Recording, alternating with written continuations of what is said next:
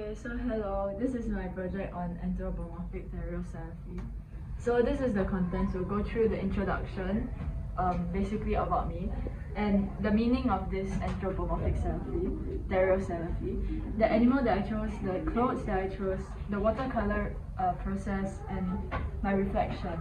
So for me, right, I am Huiwen, and a fun fact about me is that if I was in a zombie apocalypse, I would not know that I was in a zombie apocalypse. So I am 14 years old this year, and this is my painting. So what is Anthropomorphic Theriocephaly? So the words of it is basically comprised of two words. And anthropomorphic means that it's a subject described or thought of as having a human form or human attributes.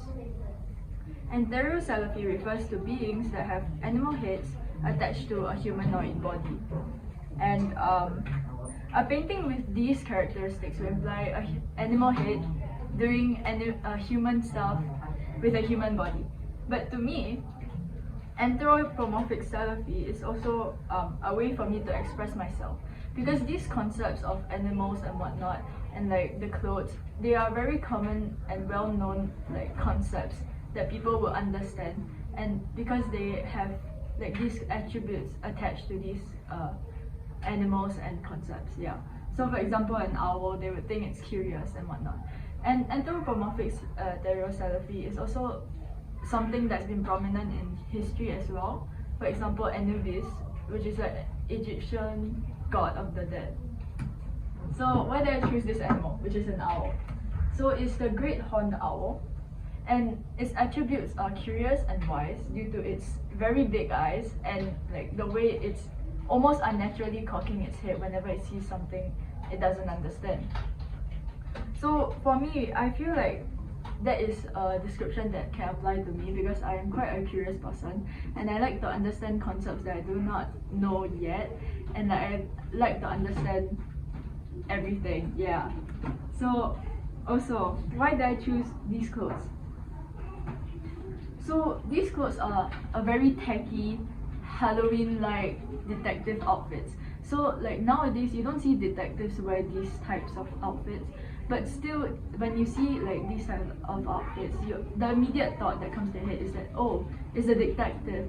But then if I were to paint the owl in clothes that aren't like these tacky Halloween detective outfits, you wouldn't know that it's a detective.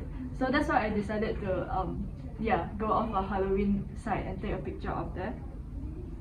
And also, detectives are like, their work is to find out the absolute truth, and they are like curious to understand what went on and what like happened during a case. So I feel like that can also apply to curiosity as a whole, yeah. So the watercoloring process, I did some things that I didn't usually do, because for watercolor, in my previous experiences, I used to do like really light and like very layered type of painting, so it looks like it's actually watercolor and whatnot.